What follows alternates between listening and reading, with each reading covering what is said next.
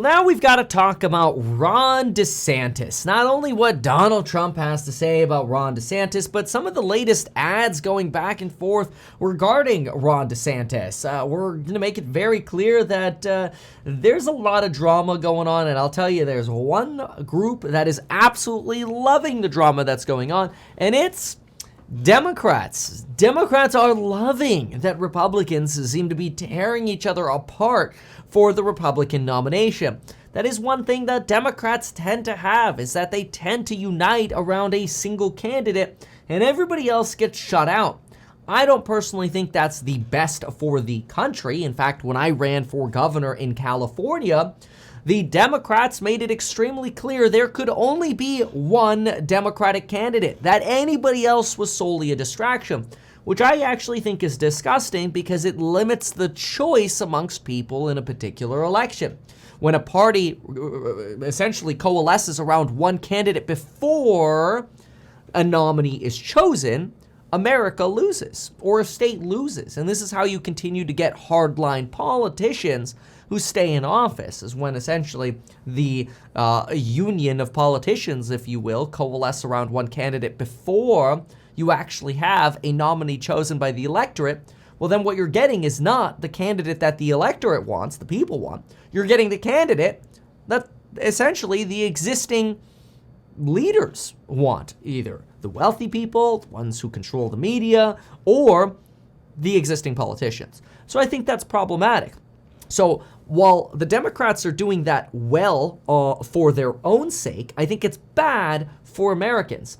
What's bad for Republicans, though, is all the infighting, but it's actually better for Americans, because the more infighting you get, the more people are actually forced to look at the actual issues and see where candidates truly stand apart. And that's what we're going to do here, is we're going to take a little bit of a zoom in on Ron DeSantis. We're going to do a little bit of comparing to Donald Trump. And so let's look at what's going on between these two. Obviously, even though DeSantis hasn't actually declared that he's running for president yet, let's compare the two in certain areas and see where DeSantis is going with his campaign.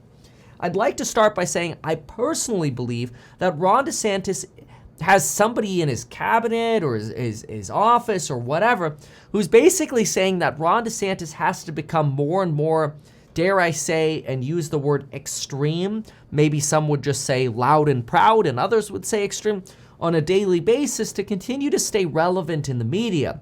That's specifically because I align a rise of Donald Trump with, that is through indictment or otherwise, with more and more measures coming out from Ron DeSantis that seem to be more edgy, if you will. Now, they're regularly deemed to be common and core Republican beliefs, but even within those, you're starting to get some divisiveness.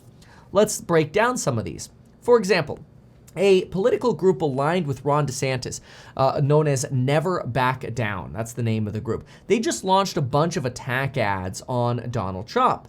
And in one of them, they called Donald Trump a gun grabber.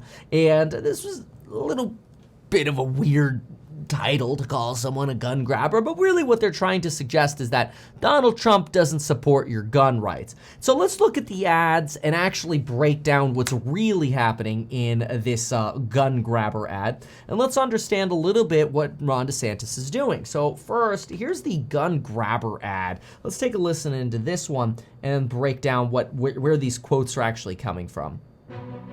Trump promised NRA members he'd have their back.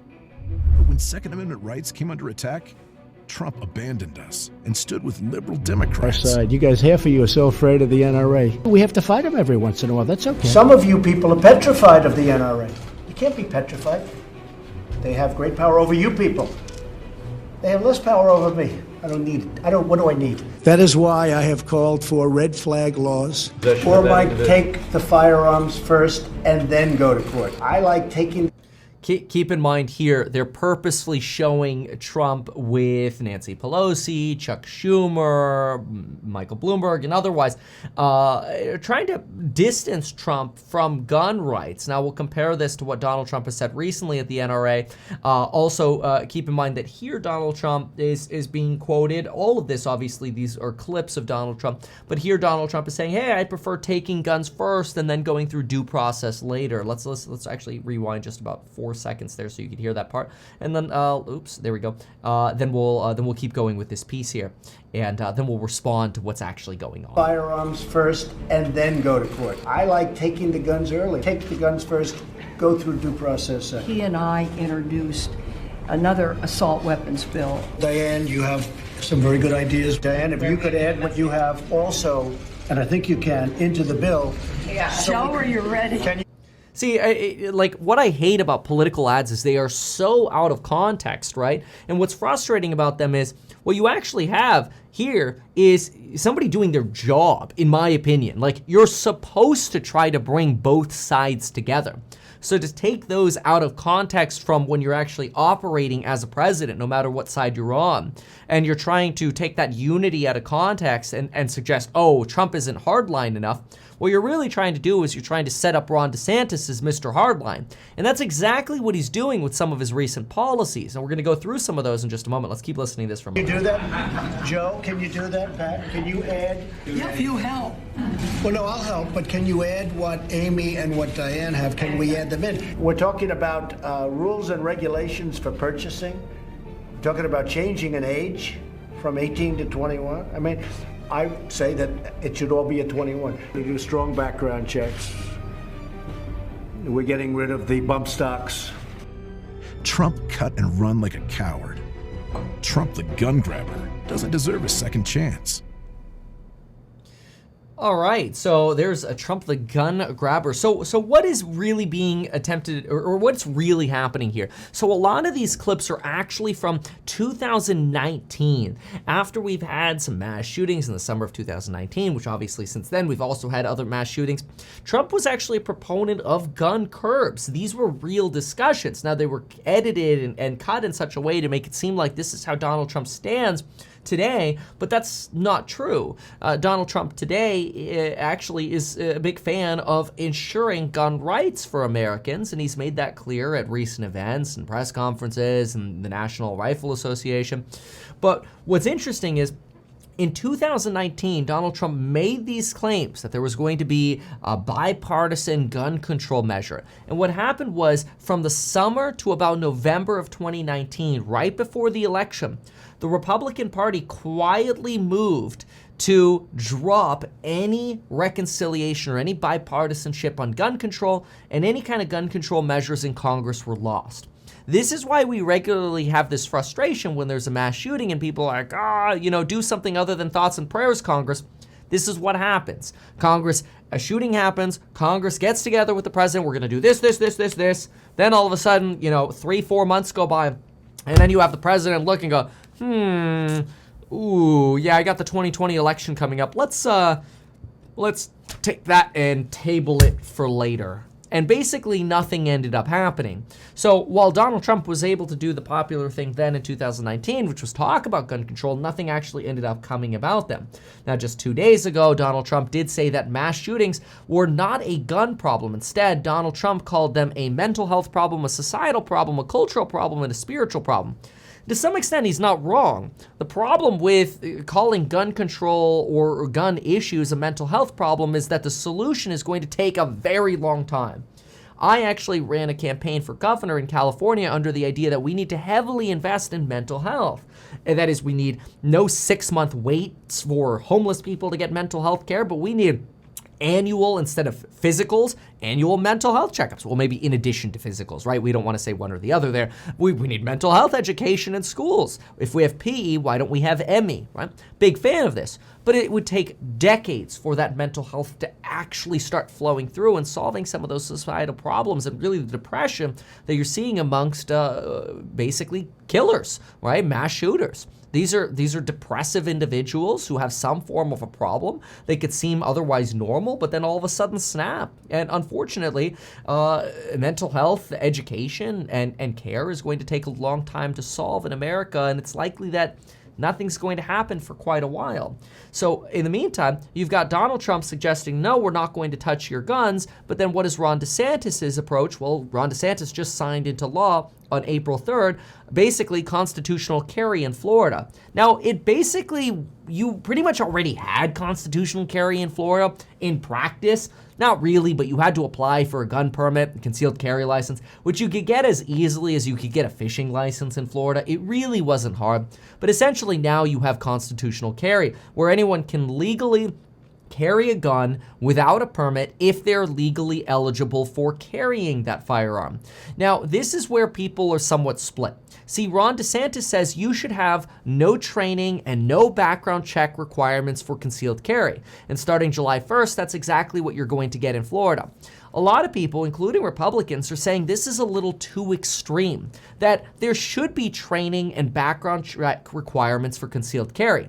Now, some argue that is an infringement to the Second Amendment, which says the Second Amendment shall not be infringed. But when we actually look at Supreme Court case law about shall not be infringed, we've already broken down that shall not be infringed has limitations. You have the right to bear arms subject to limitations. You can't walk around with a bazooka or drive a tank down streets because there are limitations on the types of arms you can carry, where you can carry them, and what you can do.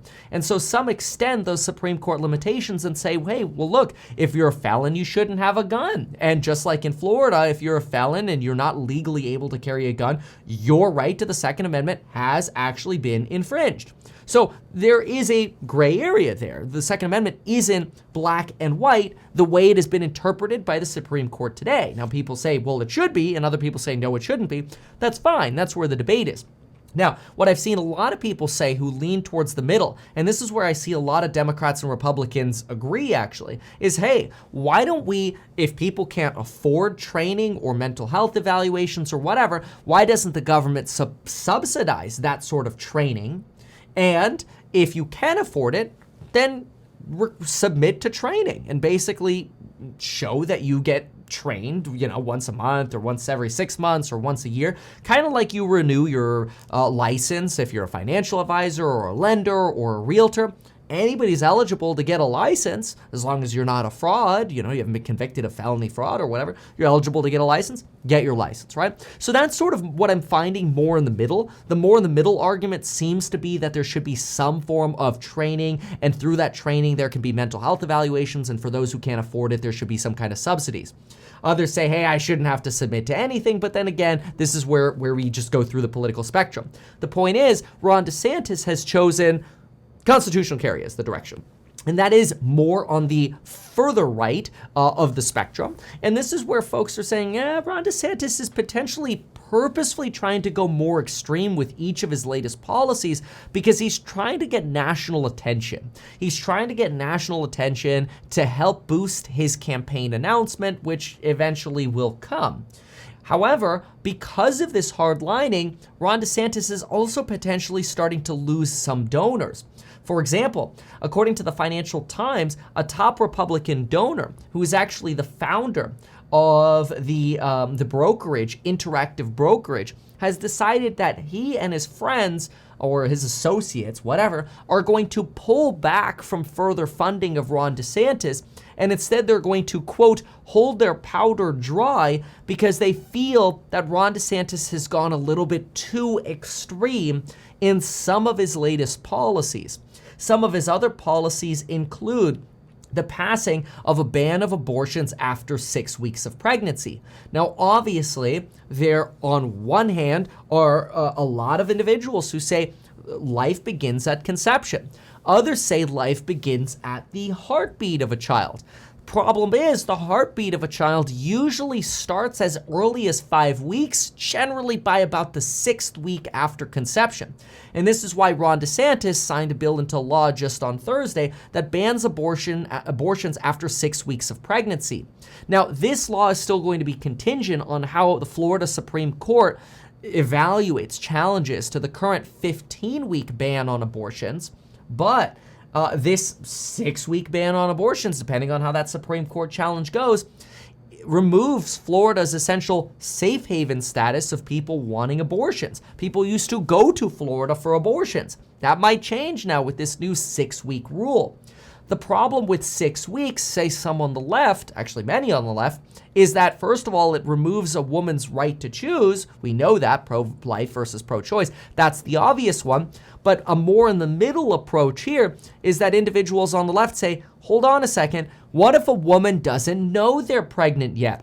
The statistics show that 1 in 5 women discover they're pregnant after 7 weeks have passed. That means 20% of women discover they're pregnant after they would be able to abort if they were in a situation to or needed to.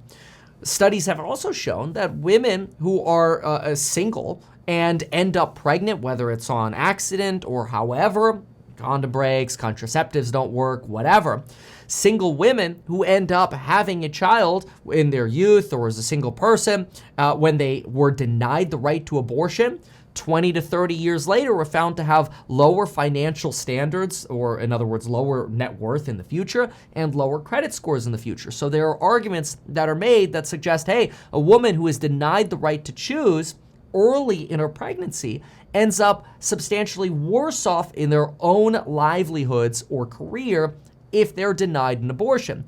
And if abortions aren't eligible for individuals past 6 weeks, but people don't discover that they're pregnant until past 6 weeks, then you potentially run into the freedom of choice question. That is, does somebody have the right to have potentially their future affected by a pregnancy? Now, of course, if they didn't even know they were pregnant. Now, of course, others say, well, fine, then don't have sex or be better about your contraceptives, right? So you're really in a blurry area here. But the statistics are really clear that 20% of women don't know they're pregnant until after 7 weeks. And here's where it gets worse. Younger women really get screwed here. Women under 20 years old, so between 15 and 19, listen to this. 2/3 of them discover that they're pregnant after 6 weeks, and only 1/3 discover they're pregnant before 6 weeks. That's a problem because now it potentially disproportionately affects younger women's ability to choose, where it actually even more disproportionately affects their future. Now, some argue, hey, this is why we need more sex education in schools. But then again, sexual education in schools is even more divisive right now because of what's happening around the trans community and the potential argument that, well, any kind of sex education is potentially grooming children into the options that they may have to choose from once they're 18 or older. Now, some states now are even authorizing potential gender-affirming treatments for children under 18 without their parents' knowledge. So, as usual, politics is a giant poop show, and nobody's ever going to be able to get the right answer on any of this.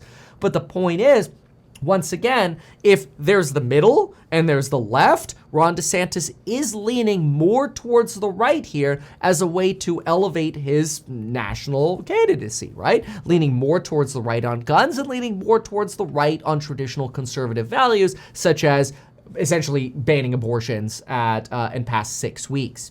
So that's the second. Now, there's a third thing. Ron DeSantis has now challenged the Florida Supreme Court to allow the death penalty in substantially more cases to hold people accountable for their crimes. Now, many more people seem to agree with this because of frustration that came out of the Parkland shooting, where the jury ended up deciding that the perpetrator, Mr. Cruz, ended up getting a life sentence instead of being put to death. This is something that has angered a lot of Americans and has led Ron DeSantis to call for the reimposition, essentially, of more death penalty results for crimes, including raping a child. That is, state legislators will soon allow the death penalty to be eligible for those convicted of raping a child. This is despite the United States Supreme Court in 2008 finding that it would be cruel and unusual to institute the death penalty for rape cases. Then we get to Disney with Ron DeSantis. Of course, we know at this point that Disney outplayed Ron DeSantis, which Ron DeSantis is very upset about. But rather than, and this is what frustrates a lot of people, well, I shouldn't say a lot of people, this frustrates some people when it comes to Ron DeSantis, rather than clarifying Ron DeSantis' stance on economics, education, immigration, jobs, or Ukraine, Ron DeSantis is potentially going to double down on his fight with Disney. Disney outplayed Ron DeSantis. Disney said, hey, we shouldn't pass the Don't Say Gay bill, which basically bans references and discussions around gay before the 3rd grade, which quite frankly, I've got children in first grade and about to go into kindergarten, and we don't need to have those discussions at those ages. So I agree personally that there's definitely an age where certain discussions shouldn't occur, but there is an age where we have to start talking to children like basically mature children and put our pants on and actually teach them how to live in the society that we're in today. But anyway, Disney took the stance that, hey, we should not have a Don't Say Gay bill. We should instead honor the LGBTQ community, which was very anti the Don't Say Gay bill. Disney is now potentially, some are saying, trying to rub in the face of Ron DeSantis their victory over Ron DeSantis, because Ron DeSantis replaced the board of Reedy Creek that controls the Orlando district in which Disney operates. However, Disney basically stripped that board of all its powers publicly just days before that board was going to get its powers for the next up to 30 years. And so now DeSantis is frustrated. Bob Iger, this new, recurring CEO. Remember, Bob Iger left, then we got Bob Chapek. Bob Chapek left. Bob Iger came back. Now Bob Iger says, hey, I'm open to talking to DeSantis. In the meantime, we're going to have our first LGBTQ celebration at Disney, and we're going to have, basically a Rainbow Magic Kingdom, which is fantastic. I'm all for cheering people and adults' choices. I'm a big fan of that. I have nothing against that.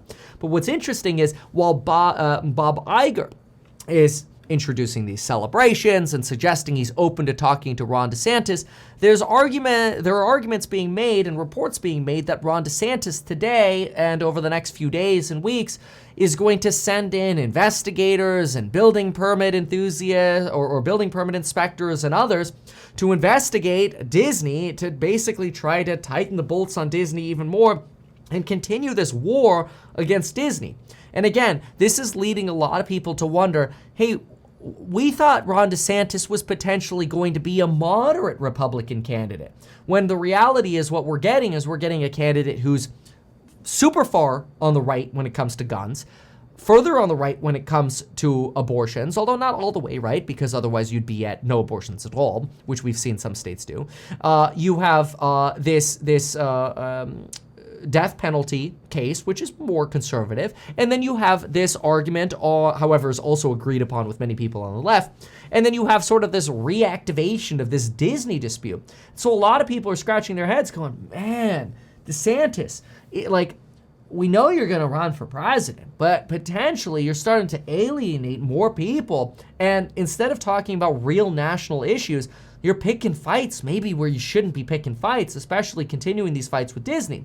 Now, in fairness to people who say, no, Ron DeSantis is doing the right thing, I want to cover that as well. Most Americans don't want corporations involved in, our social issues. The fact of the matter is, only about 1/3 of Americans actually want corporations discussing or having an opinion or say in social issues.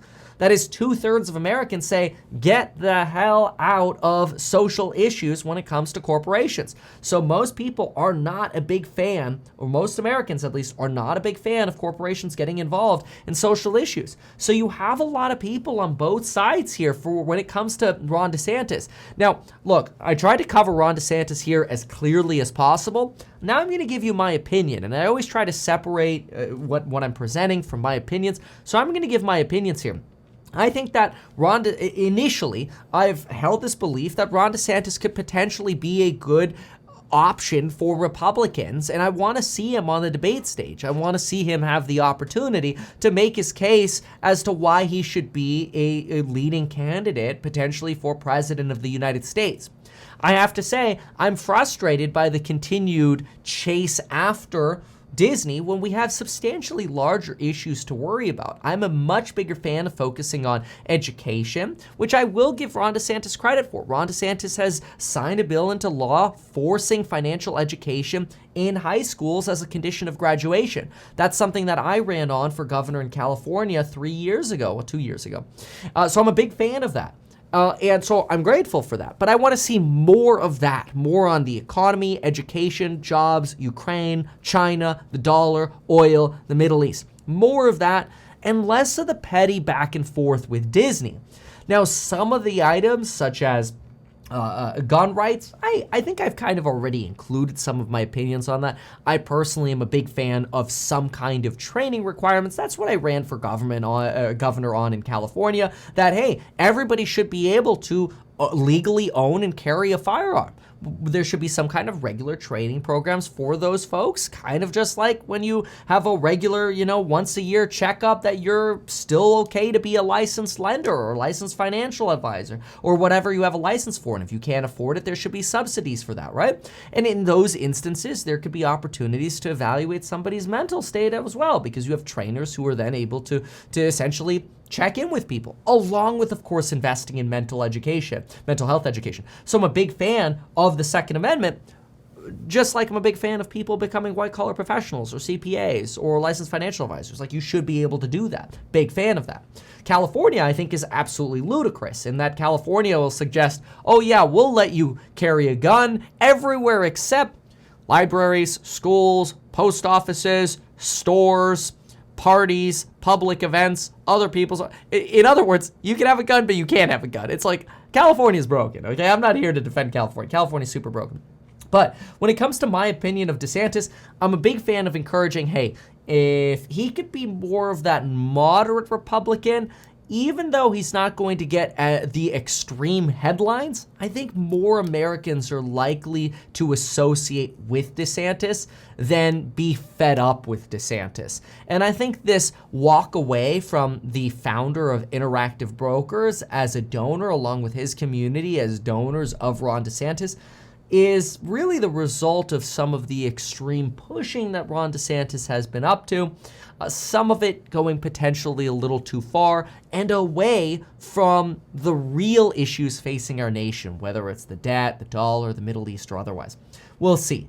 But some of the ads that we're seeing, we always have to break apart and look at and say, look, the ads are ridiculous. I don't think you could really compare DeSantis and Donald Trump on guns and say they're really that terribly different. Some people argue that, well, DeSantis gave us the right to bear arms. Yes, but DeSantis is also a governor with control of the state legislature. Donald Trump was not, right? He always had to deal with this bipartisanship, with the exception of the first 2 years of his administration. But even within that, you still had a narrow majority of Republicans. And it's a lot harder to have some kind of blanket reform like that on the national level compared to the state level. So it'll be fascinating to see what happens, but these are some of my thoughts on DeSantis and hopefully catches you up to speed on some of the latest of what's going on with DeSantis. Hopefully going forward, we get a little bit more refined discussions on national issues rather than this kind of nonsense back and forth between Donald Trump and DeSantis and the Republicans. I mean, here, for example, is Donald Trump on Truth Social. Nobody has been stronger for the Second Amendment than President Donald J. Trump, and yet Ron DeSantis took an advertisement this weekend saying, of all things, I was in agreement with Crazy Nancy and Chuck Schumer. Not. And then, of course, Donald Trump defends this, which we've, of course, already broken down, that a lot of this was from 2019. So we'll pay attention to it, but I am worried that if Ron DeSantis, just for the sake of having other candidate options, and I don't, to me, it doesn't really matter who runs. I just want the best option for America. But I think the more Ron DeSantis potentially goes in one direction, of the further extreme, the more he's going to lose that really critical independent voter. And that independent voter might actually end up finding Donald Trump, dare I say, more neutral than DeSantis. Now that's crazy to think about, but it's actually kind of what happened in California as well. When Larry Elder ran for governor in California as a right or conservative candidate, Democrats painted Larry Elder as to the right of Trump. In other words, more extreme than Trump. And that was a really easy way to even get independents to vote against Larry Elder. So in other words, the more extreme you go on the right, in my opinion, the more likely you're just signing up for a Democrat again. Now, maybe that's not a bad thing. I don't know. That ultimately is up to America to decide. I'm not convinced that another 4 years of Joe Biden is the best option for America. I wish the Democrats would put forward some other reasonable alternatives, but the odds are now that Joe Biden has announced he is going to run and he's going to start campaigning again for his re-election, it's very unlikely that any other Democrat is going to come out and actually run to compete against Joe Biden, because that's just the way the Democratic Party is. They stand behind one candidate and that's it. So it's going to end up being Biden versus Trump, DeSantis, Nikki Haley, and potentially some other announcements. We'll see what ends up happening. Like you've got Vivek, our billionaire friend. So we'll see what ends up happening. But that's my take. Hopefully that was a relatively neutral take. These are obviously very divisive topics to be talking about. Abortion, guns, don't say gay, LGBTQ rights, trans rights. These are very difficult things to talk about. If you want my opinion on trans, since we didn't really talk too much about it on this one, make sure you type into YouTube Meet Kevin Trans, and then you'll see some of my opinions on that.